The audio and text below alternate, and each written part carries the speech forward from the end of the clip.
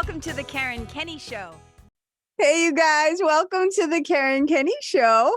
I hope you're doing super duper. I am wicked excited to be here. And I think I'm just running with this one right off the top of my head pretty much because spiritual team, STOTJ, spiritual team on the job, they're coming in hot with this one.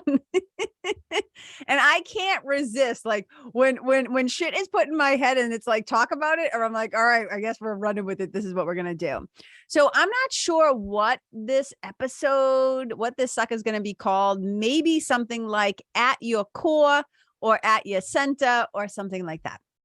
But let me tell you where I think the inspiration, is coming from today. And a lot of it has to do with the conversations that I have repeatedly been having with multiple different mentoring clients. So many of you know, if you're new to the show, hi, I am Karen. I'm a spiritual mentor, a certified hypnotist, been a yoga teacher for a wicked long time. I am a writer and a storyteller, a speaker, obviously podcast host, whatever.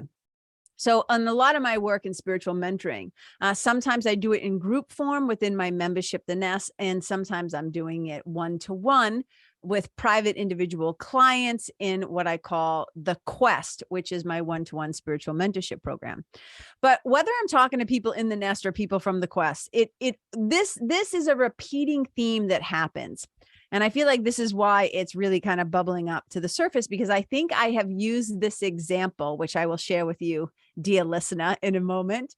I think I have shared this example several times this past week with different clients. And I'm like, okay, if it's helpful to these people who I love and adore and work with, it is probably going to be helpful to my listeners and to the audience and to folks who take the time to tune in. And it is always my hope that, you walk away with something from this show, because you're sharing your time, right? Your presence, your energy, your listening. And it's always nice to, obviously, when you give that, to also receive. It's in giving that we receive. So hopefully something that I share today will land in your heart or will be helpful. At the very least, will be entertaining. Okay. So I was talking to somebody. So one of the things, and you've heard me say this before, if you're a loyal listener, people often ask me, like, do you work with children? And so many times they've said, oh my God, this shit that I'm learning from, working with you, whatever. I wish I had learned this so many years ago. I wish I had learned this when I was younger or when I was a teenager or in my 20s or whatever. And so people often ask me, do you work with children? And I often say, no.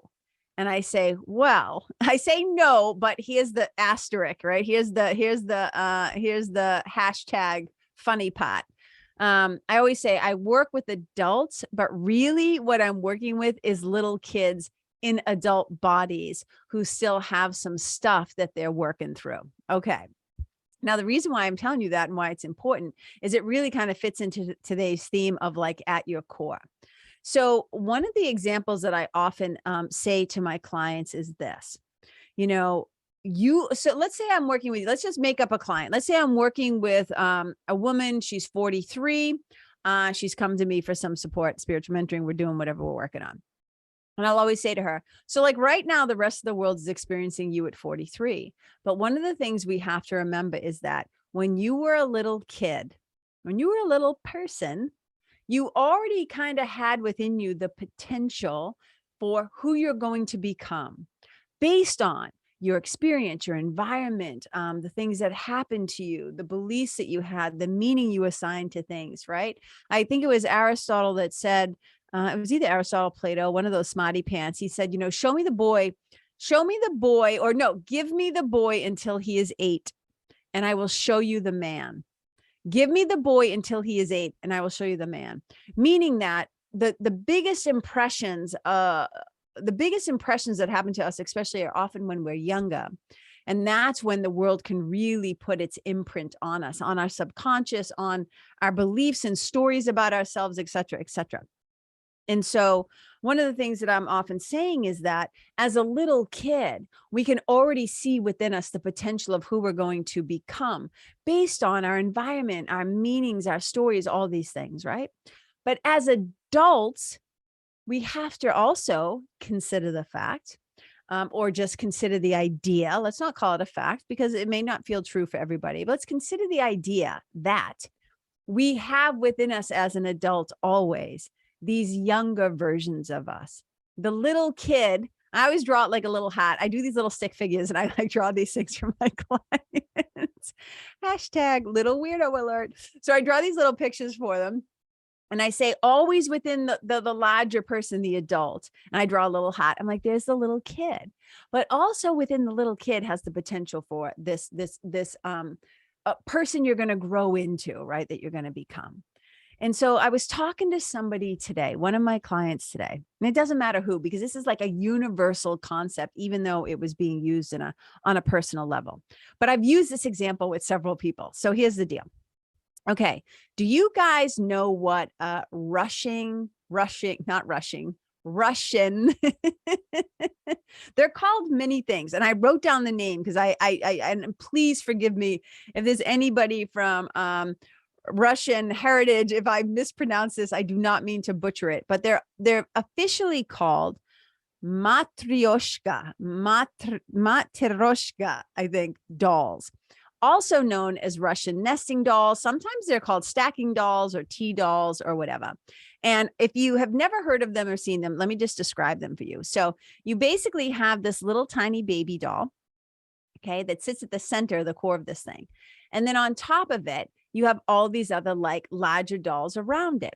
So when you first see one, you just see a singular doll, right? Little wooden dolls, and they're hollow. And then you open them up, you separate them, and inside is the exact same doll, but smaller inside. And then you separate that one. And then nested inside that one is another one and another one. And then you go all the way down to that one original little one. Now, the fascinating thing about these, and it's important because it ties into this spiritual kind of idea that I'm sharing with you and what I'm really excited about, is that when you first look at them, you only see the one. And I often say to my clients, like, you contain within you multitudes. You have entire, almost like universes, it seems, inside of you. You have all these different parts to you. And so when we look at the Russian nesting dolls, it's such a fantastic example and metaphor of this concept of within the 43-year-old is also the 42-year-old, is also the 24-year-old, is also the 18-year-old, is also the 7-year-old, right? We have all these different parts of ourselves, these different ages of learning, these different moments of, call them traumas or tragedies or emotional experiences that like kind of get like imprinted on us. And I think kind of historically, right, or let's call it metaphorically, that these dolls kind of represented, I've heard several different things. So number one, they kind of represented the maternal, the feminine of kind of like the mother holding within it the baby or the child. Okay. And so like the mother, each mother kind of holding or carrying down the legacy of the family. That's one way to kind of look at these originally, these dolls. They've also said the different size dolls are said to represent the different parts of us. So like body, mind, soul, heart, spirit, which is also like kind of really cool. And so another metaphor you can think about, if you're like, well, what does that look like? So imagine like when you have an onion, right? And you have the outer shell, that papery kind of like light brown or tan or fawn colored thing. And you peel that back. And then there's the next layer of the onion. And then inside that onion, when you peel back that top layer, there's another onion that looks exactly the same, only smaller, right? So we peel back all these layers. And the example of an onion and peeling those layers is used like probably overkill at this point, but in spiritual work, in personal development work, right? We often talk about like, well, we're peeling back these layers. And the more time that we spend with ourselves, the more willing we are to go deeper, the more we're able to kind of sit still with ourselves and reflect and notice things and pay attention, right? We start to peel back these layers of who we think we are. Now, one of the fascinating things that I love about this, and one of the things that I often talk about, is this. I always say, so in kind of like different spiritual traditions, there's this idea that who we are at our core. So at your core, whether you call it the divine self, the divine spark, the eternal part of you, the unchanging part of you, right? That's the part of you that never changes. So even though you might be in a particular body, right? We often say that when somebody's body dies or when somebody dies, who they really are lives on. Their spirit remains intact, right? At their core. So the body, the kind of the organism, right? The flesh, right? I would say the meat puppet, right? So I sometimes joke and call the body like a costume that I've been wearing to this elaborate party, which is your life, right? But at the end of the party, we have to return the costume to the shop. You know what I mean? And so we take off the body, but the real you that was attending the party, right? The spiritual self, it lives on. They say, we're energetic beings, we're spiritual beings, we're cosmic beings. Everybody calls it different stuff. But that thing is eternal. That's the unchanging part. Even though you might be wearing a costume or a meat puppet that has white skin or brown skin or tan skin or olive skin, all the shades of the beautiful rainbow, right? It's like, but who we are at our core is eternal and unchanging. So the fascinating thing about the Russian nesting dolls is that the outer dolls, the biggest dolls, they are hollow wood and it's thin wood, right? And then they break apart at the center. So they're changeable and they crack open, and within it, it reveals the next layer. And then that one, right? You can open it up because there's like that line at the center where they separate. And that's very much an ego thing. The ego creation of humans and individuals and these ideas of separation, right? That's what the ego's full-time gig is to kind of keep you feeling separate, not only from your source, not only from your true self, but also from each other. So I just kind of love this imagery of how these nesting dolls like break apart, open up, and within they reveal them.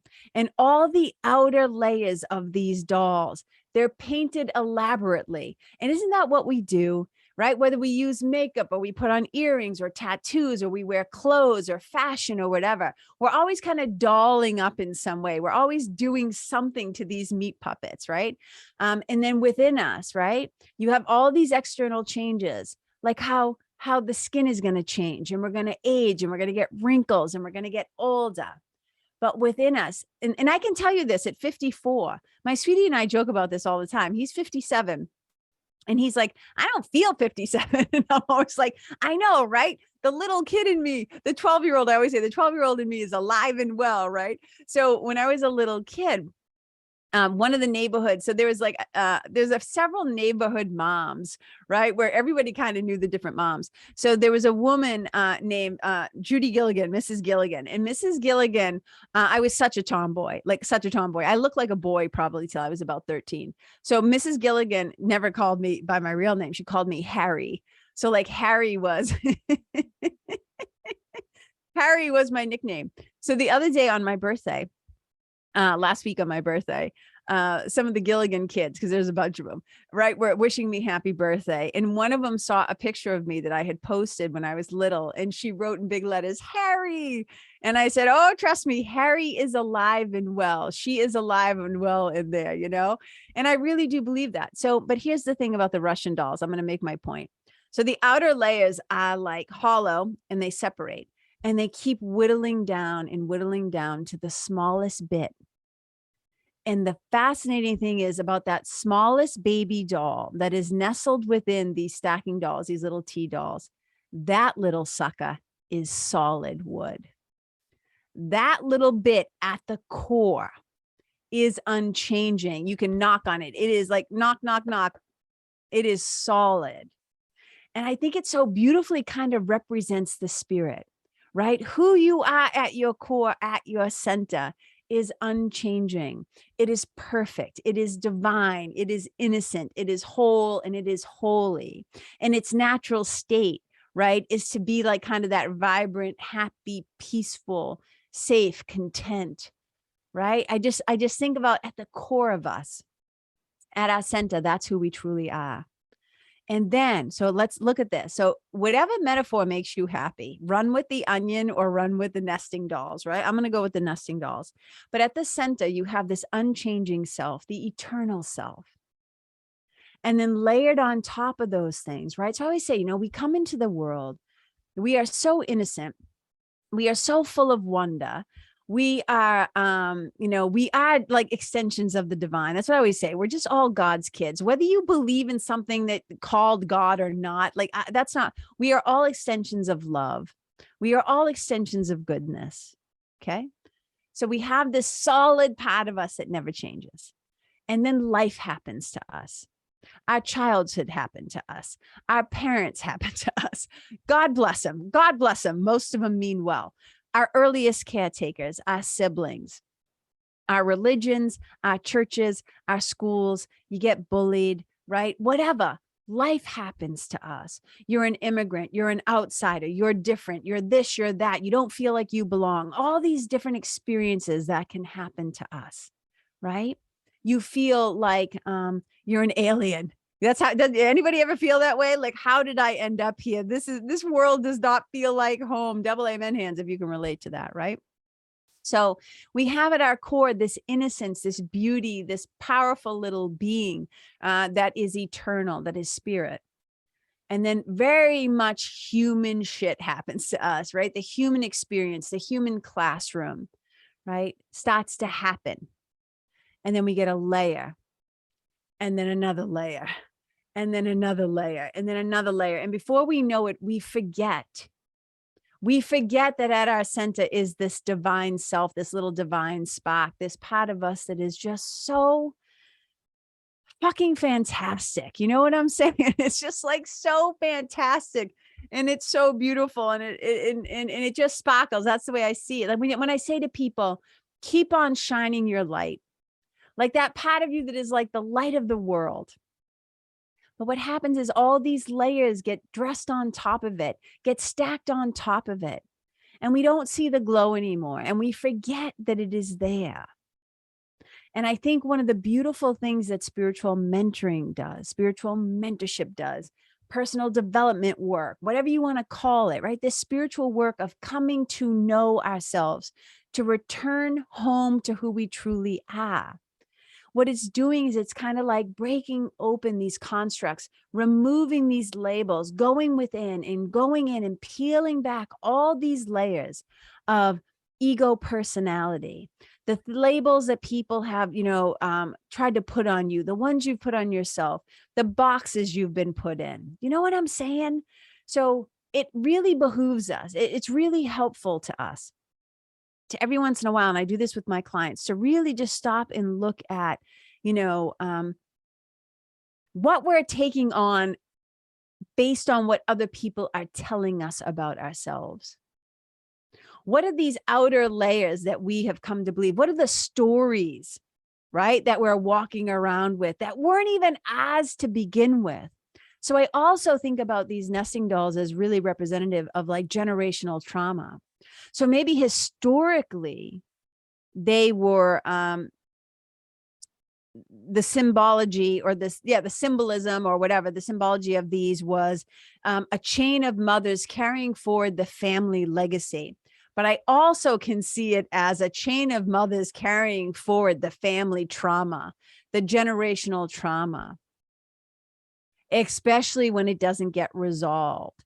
So one of the most powerful things I always say to my clients, especially, my clients who are parents, I often say to them, one of the greatest gifts that you can give your kids is to get your shit together, to do your healing work, to stop avoiding your trauma, to recognize your blind spots, and to give your children the gift of your presence when you are peaceful and happy, doing the work to heal, so that what you're passing on to them is not your trauma and their trauma and the trauma before them, and so on and so on and so on.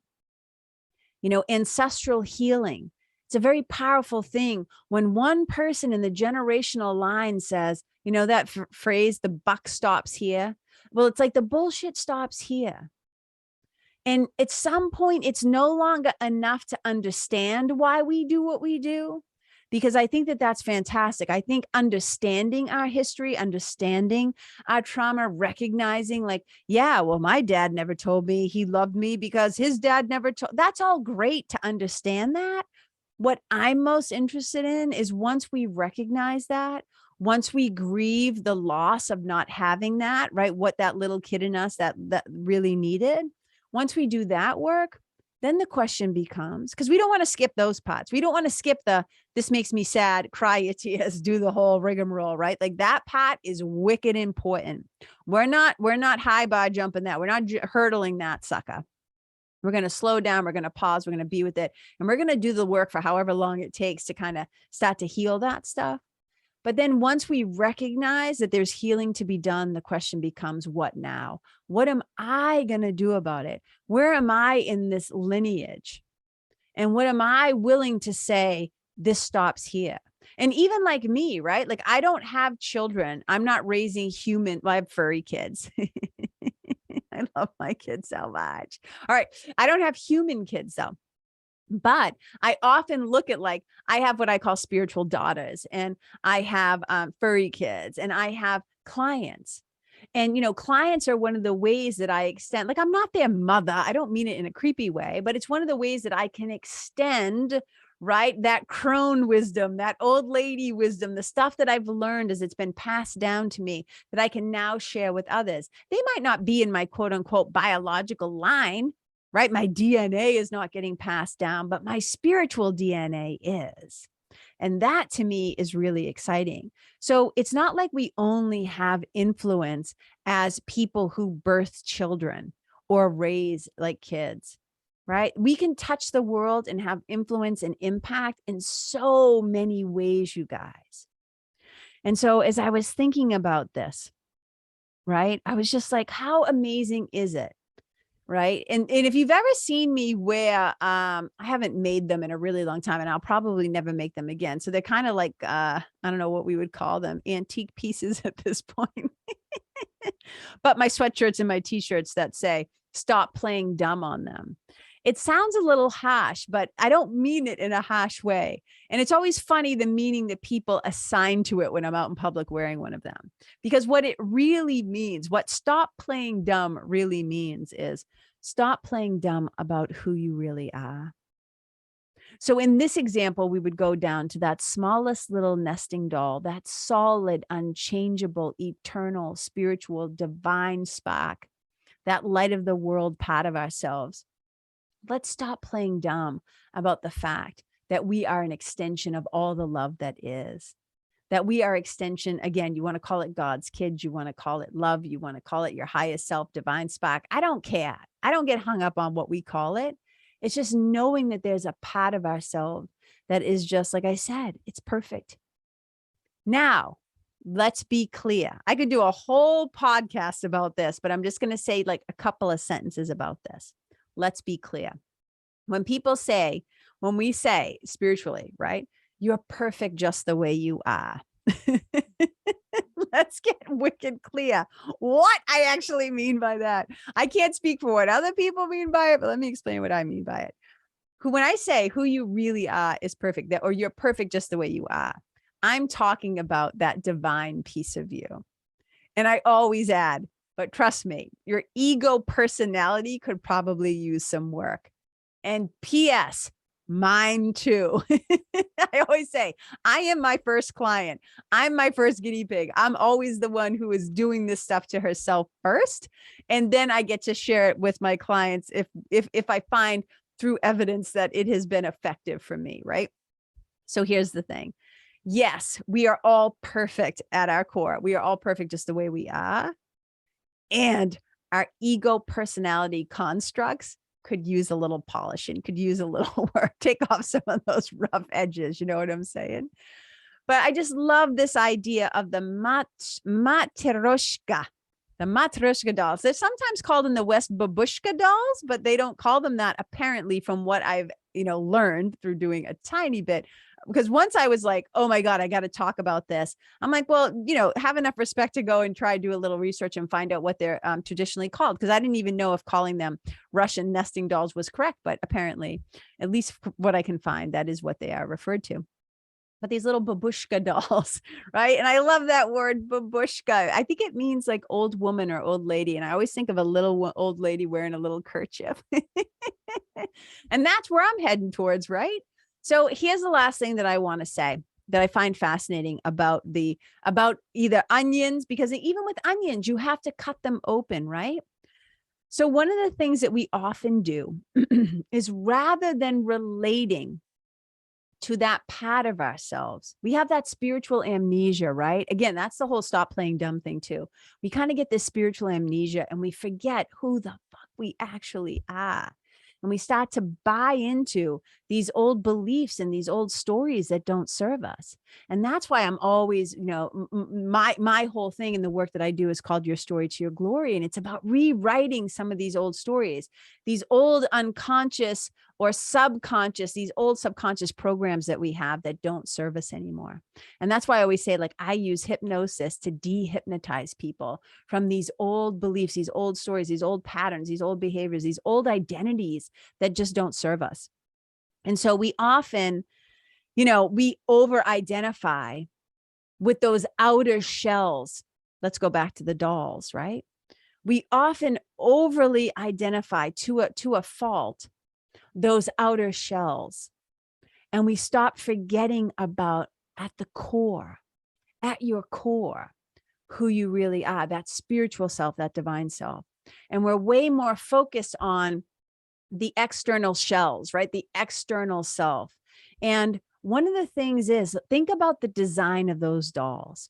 First of all, they're separated right in the center. They are separated. They're already split in half. Again, this is how we know the ego is at work. The ego loves to keep us separate. Remember, repetition is the mother of all learning.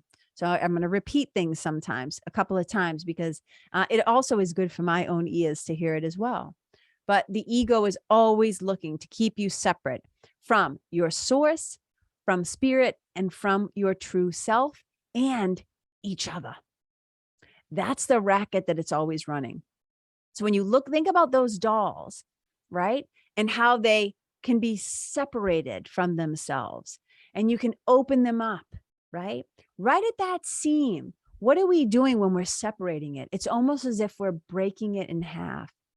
And so many people, when they come to work with me, they have a deep subconscious belief. And sometimes they're conscious, like they'll even use these words that, I have always felt like I was broken. I've been told that I am broken. You see on the internet, right? On the interwebs, people saying like, oh, I'm a beautiful mess, or I'm a hot mess, or I'm broken. We're all broken. And I'm always like, no, we're not broken. We're not broken. We might go through some really difficult shit. We might experience some wicked hard shit. We might feel as if emotionally, you might feel as if you feel broken. You might feel like, oh yeah, my body, right? Yes, bones can break. Your physical body can, quote unquote, be broken, right? But it also can heal. And I think the thing I want most people to know is, let's stop focusing on and identifying so much with the ego self, right? With that ever changing. Think about it. How different do you look between 2 and 5 and 5 and 12 and 12 and 25 and 25 and 55 and 85, right? The outer shell, right? It's always going to be changing. It's going to look different. And eventually this outer shell is going to fall away. But what remains true is what's at your core. So I think that's all I wanted to say. And I hope this has been, I don't know, enlightening, entertaining, made you look at something a little bit differently. And also maybe hopefully it will help you to appreciate all these versions of you along the way. And I know I'm mixing a lot of metaphors here, but I have such deep appreciation for the younger versions of myself because they got me here. And were they sometimes was I sometimes a total knucklehead? We have evidence, all signs point to yes. And right. But man, was that part of me trying to do her best. Man, was that part of me sometimes just trying to keep me alive, keep me sane, keep me on track, keep a roof over my head, whatever. Have I made some stupid decisions, some selfish decisions? You bet your ass I have. And I've learned to forgive myself for the things that I did when I didn't know better, when I should have known better, when I should have taken the long view instead of the short view, et cetera, et cetera, et cetera. So regret, if you haven't listened to that episode, if you're somebody who's listening to this and you're like, yeah, I have a lot of regret for those things I used to do. I did a whole episode called On Regret. And there's a quote that I love that I shared that says, and we've never been able to find out who originally said it. So I don't know who to give credit to, but I love it. And it says, regret is just paying too much attention to choices you made, things you did, words you said, right? While you were still learning. Regret is paying too much attention. So I always say the choices you made, the things you did, the things you said, while you were still learning. And every time we know better, hopefully, let's pinky swear, you guys, just pinky swear with me right now, that when we know better, when we have learned better, that we will make a conscious effort to do better. So you guys, thank you so much for listening. It has been a total pleasure and a joy. I'm not sure when this sucker is coming out, when this episode's coming out. But as of right now, I have one spot for one-to-one spiritual mentoring in the Quest. And if any of these things that I talk about, if you listen to this podcast and you're like, you know what, I think it's time. I've been walking around with some stuff in my body, in my heart, on my mind that's not really serving me. I really want to get down to business and start that healing journey of shifting my mind from fear to love. Then I would love to have a conversation. So you can always reach out to me. Go to my website, hit the contact button, KarenKenney.com. It's KENNEY. If you listen to, if you're just on social media, shoot me a DM, whatever. Well, I can always have a conversation about, what might be a good fit for you, whether it's just to continue listening to the podcast, whether it's joining the group program, the Nest, or joining, working one-to-one in the Quest. So you guys, wherever you go, today, tomorrow, next week, whatever, wherever you go, may you leave all versions of you. May you leave yourself. May you leave the people you encounter. May you leave the animals and the little creatures that you encounter. May you leave the environment, right? Better than how you found it. Wherever you go, may all the beings that you encounter be happier and better off than for you having been there. You know what I'm saying? Leave the people, the place, the pets, the animals, everything better than how you found them. Wherever you go, may you be a blessing. Bye. Hey, you guys, thank you so much for tuning in to this episode of the Karen Kenney Show. I super duper appreciate your time, friendship, and support. And look, if something that I shared from my heart today somehow landed in yours, I'd love to hear about it. So please tag me on Facebook or Instagram or IG stories or wherever the cool kids are hanging out these days, and let me know what your favorite part was or what you found most helpful. You can find me over at Karen Kenney Live. That's Karen, KENNEYLIVE. And if you're digging what I'm saying and you want to hear more, I'd be wicked grateful if you could go to iTunes and subscribe and leave a review, because you guys, that's how you'll help me to keep spreading the love. And if you can think of someone that could benefit from hearing this episode, please share it with them. I'd also love to stay connected with you. So if the feeling is mutual, please go to KarenKenney.com/freebie and download my free guide to building your spiritual team. Until next time, my brothers and sisters, keep living in the fearless flow. Know that I see you, I appreciate you, and I love you. And wherever you go, may you be a blessing.